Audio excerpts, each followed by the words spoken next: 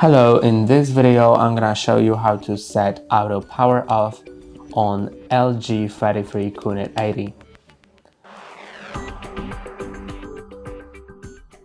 To do it, press and hold on the settings button on your remote to open the full settings, then go to general and find energy saving. Then you can see the auto power off and you can set it to off 2 hours, 4 hours, 6 hours or 8 hours.